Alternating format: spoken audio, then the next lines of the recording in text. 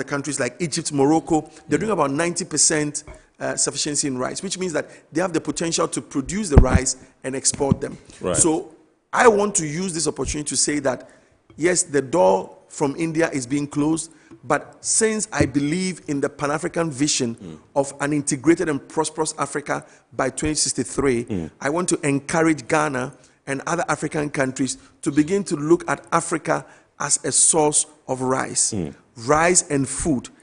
We import a lot of our wheat from Ukraine and Russia, which has had some challenges. In East Africa, they have sufficiency in wheat. Right. We can go there for wheat.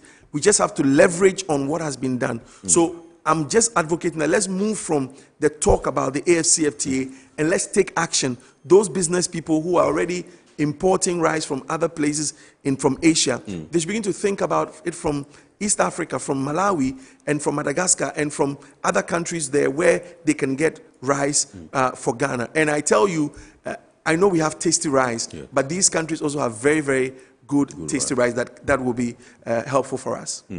Now, in terms of sufficiency, do you think that Ghana can ever get there to be rice sufficient? And what are some of the things that you see as our main bane, the challenges that hinders, massive production or commercial production of rice in our country? I think Ghana can get there. I mean, we have sufficiency in maize. Maize is something that, I mean, we hardly import any.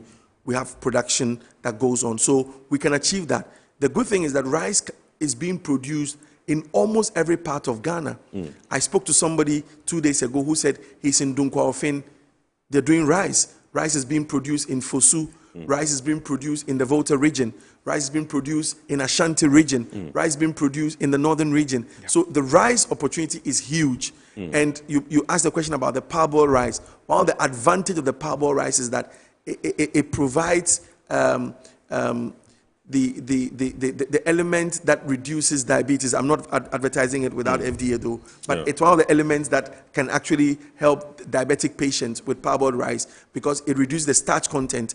And the advantage in parboiling is that it increases the humidity, the moisture, in the rice. So when the rice is harvested, especially in the northern part of Ghana where the weather is harsh, when it's harvested, parboiling it restores some moisture, then you go into milling, which then keeps it as a whole grain instead of it becoming powdery. So Ghana can get there. So what are the issues? Number one is still our production is largely small scale, individual farmers doing less than 3 or 5 hectares production. So we can look at expanding that. We need more commercial farming.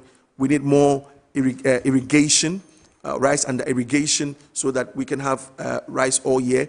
We need, on the production side, the milling side, we need more mills to be able to mill the rice appropriately to the taste of consumers. And then on the other side, we need the consumers also to turn to the local rice, because it's still a challenge to get people to like the local rice. They complain about stones, they complain about debris, they complain about the appeal, which is something, I mean, I have tasted and used to sell some local rice. I'll tell you that those who produce local rice are doing very, very well, and they are aiming to really capture the market. It's just the political economy. It's still cheaper to import and sell, and so comparatively the price is higher. And so that is the challenge on the consumption side. Well, okay, so we'll go for a break now. When we return, I'll find out from you. He made mention in one of his submissions about the fact that his government took off this, exemptions. And I remember we recently had a discussion with, Rashad from CropLife, and he hammered on this particular issue and efforts they've made to the ministries of finance and trade and all that to get resolved. And I think are great, yes, and which has not worked out. Whether you think that is also a contributory factor to an ability to, as it were, produce more. This is Iron Port here on Metropolitan Television, and tonight we're taking a look at the Indian situation where they've banned the exportation of rice. We're trying to see what lessons we can draw from that and what the impact would be for continental, global, and indeed our trade here, regional trade in Africa. And tonight we are doing the discussions with Mr. Dodi Sedu, who is Mr. Dodisedu is an after consultant with Frontier Market Advisors, and also in the studios is Mr. Anthony Kofitio Morrison. He prefers to be called Farmer Morrison, who is the Chief Executive Officer of the Chamber of Agribusiness Ghana. We're going for a break. When we return, we'll continue the show. Please do stay with us.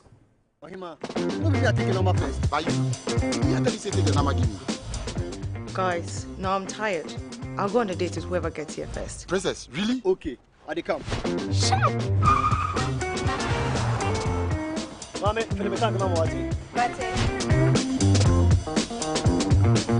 boss, fill my tank with Super XP Euro 95. Blow up with Super XP Ron 95 and Diesel XP high performance products from Goyle.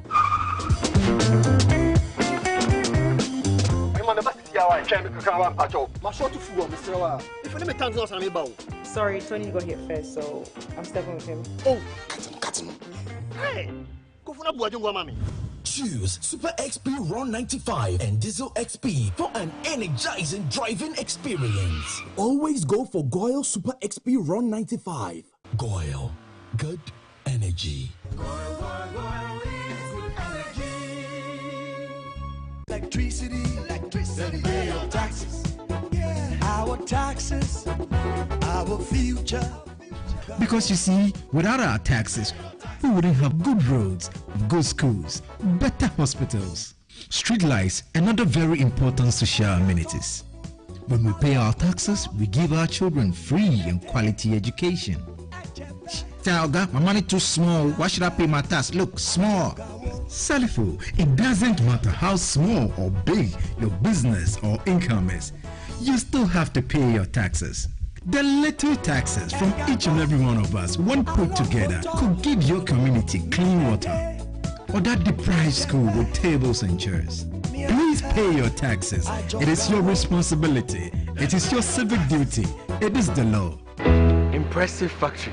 If only I had listened to you, I wouldn't have been in this mess. That devastating fire virtually wiped out the whole factory and my warehouse. Remember my misfortunes last year? Serene Insurance Asset All Risk Fire policy that I took were there to pay for my damaged stocks in the warehouse, and my machines that were affected by the flood have been replaced. My accident vehicle is back on the road thanks to Serene Insurance motor policy. Currently, my goods are on the high seas covered with their marine cargo insurance policy. I was just telling Ajima about Serene Insurance. Oh, Ajima, tell him more. As a road contractor, I make sure I do my contractors all risk insurance for the project, and then workers' compensation for all the workers on site. With Serene Insurance, they will make sure they will cover your unknown tomorrow today. Serene Insurance, a new face of insurance. Call us now.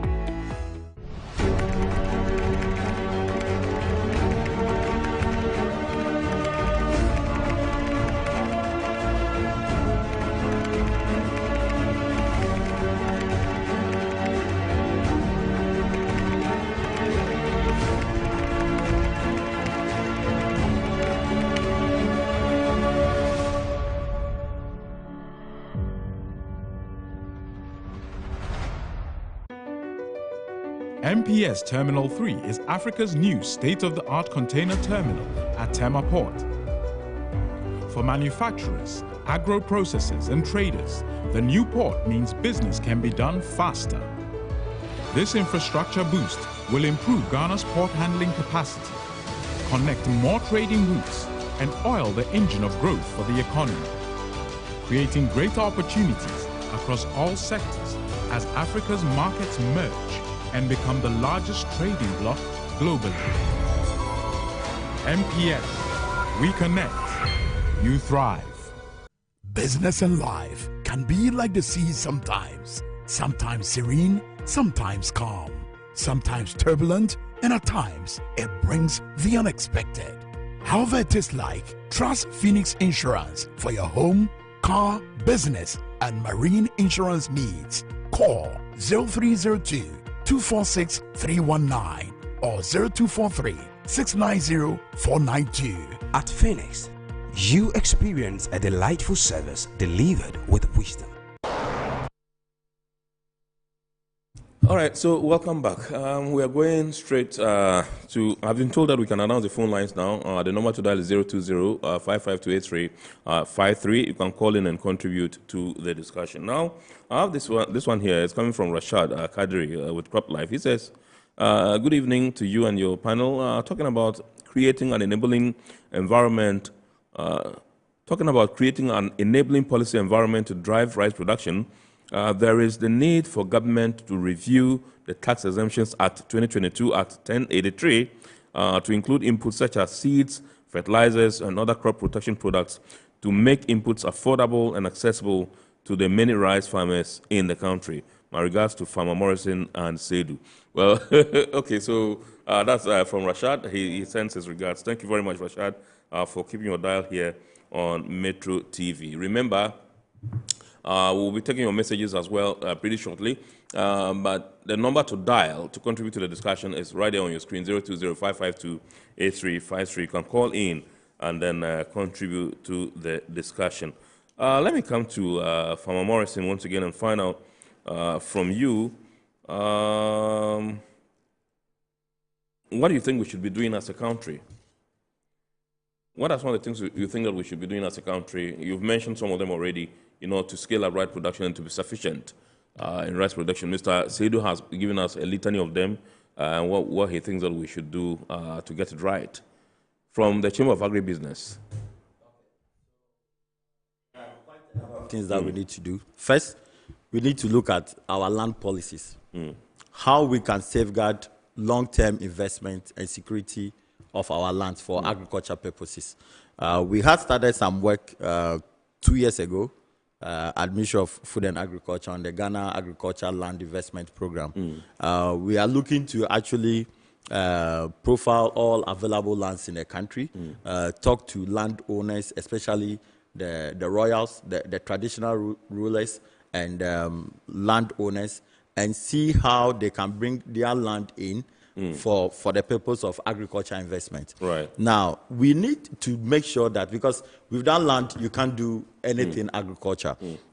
Two, let's look at how... All right, so two, hold on, I understand we have a caller. Good evening.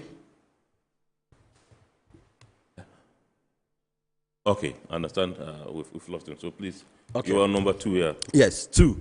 We need to look at our policy environment, how our policy is well designed to obviously encourage private sector investment.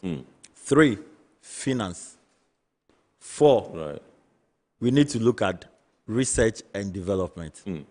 Now, we go to buy tomatoes from Burkina Faso. Why? Because the seed they use has been tropicalized and is conducive for their soil. Now, luckily for us, we have WACI, CSR, AGRA supporting in that area. Right. We also have GIZ now looking at the Ghana rice sector. Okay. How do we then give enough funding to these research institutions, support them? We're not talking about one time 1 million, 2 million. We're talking about consistent investment into research and development. Yeah. You see, without research, you can't do anything. You can't be competitive or have any comparative advantage over your global partners or your global trade partners. So that, for me, is a major factor. Right. You see, we can't be using the same seeds across the country. We have we did our soil mapping. So if you go to Soil Research Institute, where you see which variety of rice will do in well. specific areas. Yeah, okay. Now, as we speak, we apply the universal seed everywhere. And obviously, you and I are different. Myself and him, we are different. We may not be conducive, our system may not be conducive for every type of food. Yeah. Certainly, the soil ecosystem is also like that. So the soil physicist will tell you that, look, we need to engineer, I'm using the right word, not the way the public understand it, but we need to engineer the right seed for the right ecosystem. We have the unimodal and the bimodal system in Ghana where we do our production. Right. Seeds must be deliberately produced using the ecosystem strength to make sure that in terms of the yields, we are getting that. If we are looking at 9 tons per hectare, that must be the target. Right. If we are looking at planting the seed during the dry season, and this is the point, we use the currencies available, both in minor and major season. Right. I mean, it's never done anywhere. Because in the minor season, you should be looking at how the seed must be drought resistant. The seeds must be able to develop some, when the seed germinates, the plant must be able to develop some moisture to be able to irrigate or water itself. Right. You know, we need to develop specific seeds for specific climate zones in the country. We know we have the savanna, we have the northern region, we have the southern region. We need to be specific. And you see, deliberate attempts by government over the years have not really been enforced. Right. For instance, I have consistently said that for us to be competitive, we need to look at the cost of production. And I'm veering towards the market now. Right. The consumers like you and I will look at the cost of 5 kg of rice. You first of all look for the price before you get to know whether they are local rice or foreign rice. Yeah. We need to look at that. If we are competitive in our rice production, then we can then be driving consumer preferences and branding such that the local content creation in our food is well protected. So we can then say that, okay, how do you call it, free SHS program strictly is local rice. We can say that no local rice, no foreign rice in certain public institutions. Right. Or all public institutions henceforth must eat local rice. Right, yeah. For instance, you go to government hotels, you go to government hospitals, you go to government places of entertainment, and what we consume are all foreign rice. Right. These, once they are government institutions, they must consume or provide local rice. Another issue we need to look at is that we have not actually provided any strong regulatory measures in the food industry in Ghana. Right. You have MOFA that is, if you look at the food governance structure in Ghana, you look at MOFA or the agriculture governance, Yes. you look at MOFA, then you come to the regional agriculture regional coordinating department, then you come to the district agriculture department. Those departments under Ministry of Local Government. We need to now engage properly to develop what I refer to as a national food or agriculture regulator. A regulator that looks, first of all, at when you want to import. For instance, Egypt. Egypt has something they call the Egypt Food Export and Import Council. Before you import anything, they look at it and they find out what you want to import, whether byproduct or raw material. Can it be found in Egypt? Yeah. What quantity do you require on annual basis? That council have the research, the technology, and the financial institutions. So they are able to link you, and even if they give you a license, the license is made they make sure that the license actually live up to its expectation, and you are given quota and what you have to do with regards to now taking your raw materials from local producers. Okay, so you but let's welcome Francis, who is calling us from Ho, onto the show. Good evening, sir. Yeah, good evening. Yeah, can you speak up a bit, please? I just want to encourage the panelists. What you are saying is true. Right. You have to encourage our local production of rice. The foreign rice is too expensive. And when you compare it to the local, it's quite affordable. So I just want to congratulate you for hosting the gentleman. He is, in fact, my classmate at Bishop Herman. Oh, I see. Okay. All right. Yeah. Okay. Not with him. Okay. Yeah. Thank you very much indeed, Francis. We are grateful to you for your call. You can also call. The number to dial is 020-552-8353. You can call and then contribute to the discussion. Yes. So, as I was saying, we are creating several government quankos. And in fact, government is complaining about there are not enough funds to run some of these government authorities, agencies, and what have you. Why don't we make sure that we just create one national regulator? Like, for instance, in the petroleum industry, have the National Petroleum Authority. In the communication industry, they have the National Communication Authority. Yeah. So why can't we have an authority for agriculture as a regulator? I mean, this is, we say the agriculture sector in Ghana is the mainstay of the economy. And the mainstay of the economy does not have a regulator to regulate what comes in. I know we have peripheral agencies like EPA, PPRSD. We can bring their functions into the activities of a regulator and make sure that we as a country are not deficient or we are not taking for right. You see, I've consistently been saying that the food industry is what they can use, or our trade partners can use to permeate our economy. It's an economic tool for destabilization of your otherwise seemingly robust economy. They identify the weaknesses and they bring in products. For instance, when the Fall Army Wing came. When the Fall Army Wing came. Exactly. Yes, please hold on. Let's welcome Maxwell, who's calling us from Accra, and then we continue from there. Good evening, sir. Yeah, good evening. Yes. Yes, and good evening to your listeners. Yeah, good evening. Thank you for calling in. I'm so much interested in the discussions. It's a nice discussion going on. What I want to say was I heard one of your panelists talk about lack of regulation. And what I want to say is broadly that the Ministry of Food and Agriculture is actually one of the public institutions in Ghana that has a lot of partners and collaborative entities, including NGOs. A lot of partners are really available to the disposal of the Ministry of Food and Agriculture. But what they have failed to do is to bring all these NGOs and partners under one umbrella to create a synergy for them to thrive, where they can respond actively to the policies. For instance, if you take the Council for Food and Jobs and Revenue for Food and Jobs, the part that these development partners play is not consistent to what the policy document is saying. Because I have been working with this agri development partners, including the international ones here in Ghana.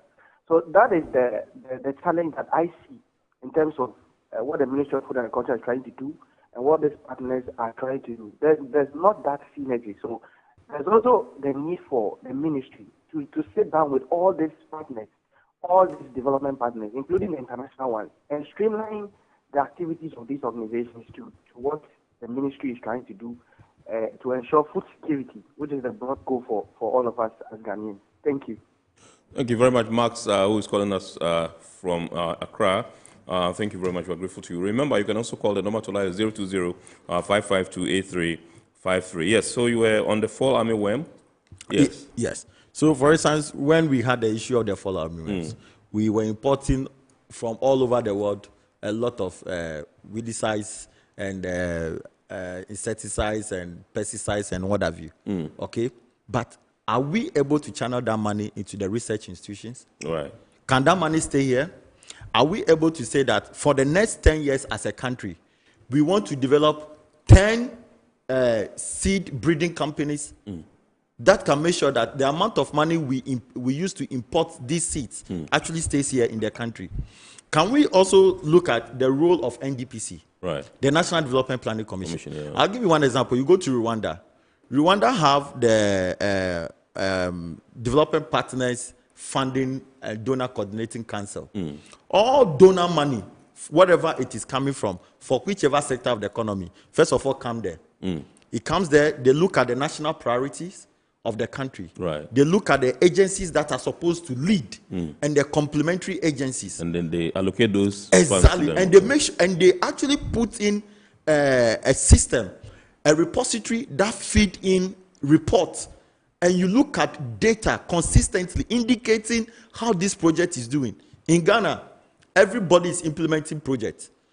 There is no report anywhere on project that you can see on any database informing you of the otherwise failure or the success of this project. So I want to add that we need NDPC to strengthen their coordinating activities. We also need, for the last one, develop the Ghana Agricultural Information Management System. Right. Look, we have been talking about data here, how we need data. Data mining is a big area where a lot of work is being done. For instance, if you see the work of you spoke about the the United States Department for Agriculture.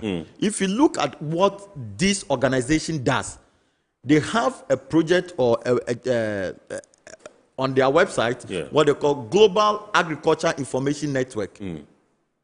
Every data globally, you can find it there. Over there, okay. All right, so we're taking our last caller, and then I'll come to Mr. Seidu and then take your remarks because we have barely 5 minutes to go. So let's welcome Haruna, who's calling us from Adenta. Good evening, sir. Yeah, good evening. Yes, sir. Yes, sir. Please shoot. Yes, thank you very much for your program. It's very educative and enlightening. The gentleman seated there, I like his approach to the issue is very good. Right. And I really commend him very much. But the problem right now has to do with the government. Not this government, not the past government, our leadership. Right. Do they have the interest? Look at the gentleman speaking right now and the way he's elaborating the point after the other. Yeah. Is it going down the drain or is going into their heads? So will they listen and then implement some of, not all, some of the policies or maybe the suggestion he's trying to put in place?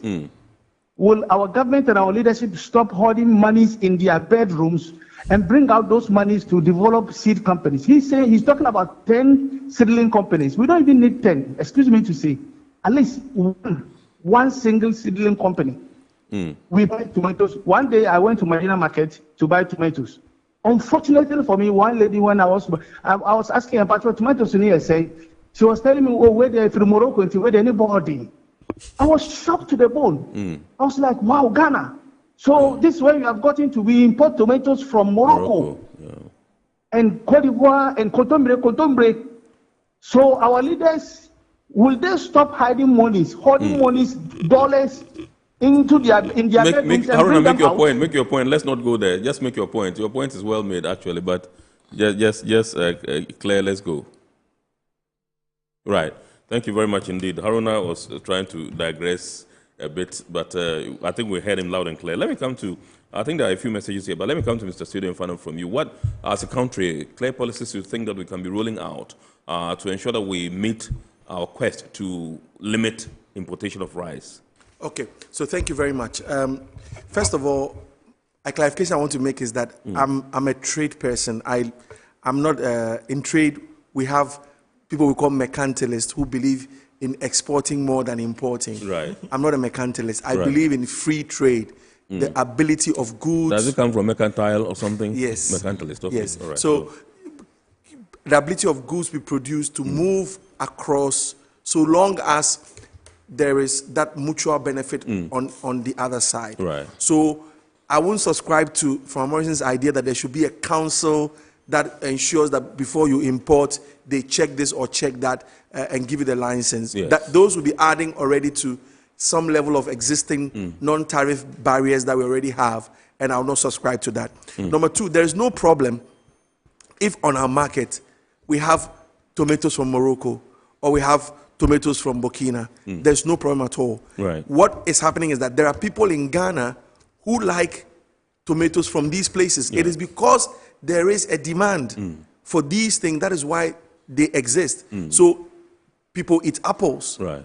In Ghana, we don't grow apples here. Grapes. But it's because we like grapes and apples. Yeah. In the same way, people eat mangoes in Netherlands. They don't produce mangoes in Netherlands. But those mangoes are coming from Somenia, which are, harvested, harvested, and exported from here. Absolutely. So those countries that are already beginning to put in what we call protectionist measures are already creating an incentive for others to hold back what they produce. Absolutely. So I'm not in any way suggesting that any country should close their borders or close their countries to any products. The goods should be able to move where they are needed, and there should be trade arrangements to secure that.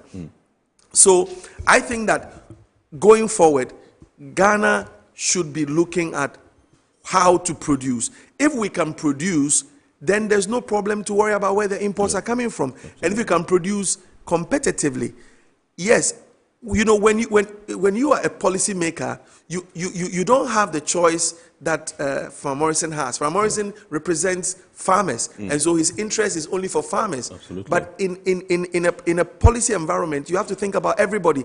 Everybody has to benefit. There are those who import the inputs, who use the inputs, and those who import the rice seeds, and all of that, they all must benefit. So policy measures must take this into consideration. Right. So I think that we can get there if we can begin to work towards it. We can get to the position where we can produce enough rice to consume and possibly also export, which also be to our advantage. If we can export rice to our neighbors like he showed and he's done, Togo, Burkina. In fact, there's already some level of informal trade of these products going on, which of course there are no records, statistics to show. Right. So I want to encourage that we look at creating an enabling environment for domestic production as well as regional trade and continental trade in rice. Awesome. Thank you. Thank you very much indeed, Mr. Dodisedu. This one says, this is from Ohima in Tema, one of our regular viewers. She says, good evening, I am Port. Great and insightful discussion.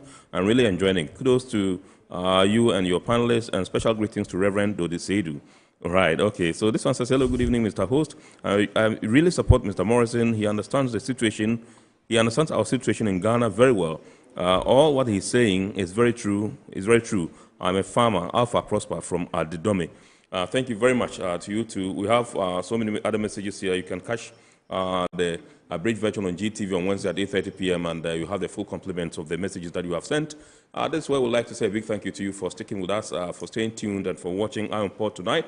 I'll say a very big thanks to Mr. Dodisedu, after consultant with Frontier Markets Advisors, and also to Mr. Anthony Kofitio Morrison, CEO, Chamber of Agribusiness Ghana. He prefers to be called Farmer Morrison. We'd like to say a big thanks to our sponsors, Ghana Regional Authority, Guel PLC's Green Insurance, Ghana Link Network Services, Meridian Port Services, MPS, and indeed Phoenix Insurance. Remember, the show is powered by the Ghana Ports and Harbours Authority. We entreat you to watch the abridged version on Wednesday at 8:30 p.m. on Ghana Television. And also remember to keep watching the rest of our programs here. We wish you a very, very super week ahead. And we say thank you very much for watching. And God willing, next week we shall bounce back with another wonderful edition of your favorite.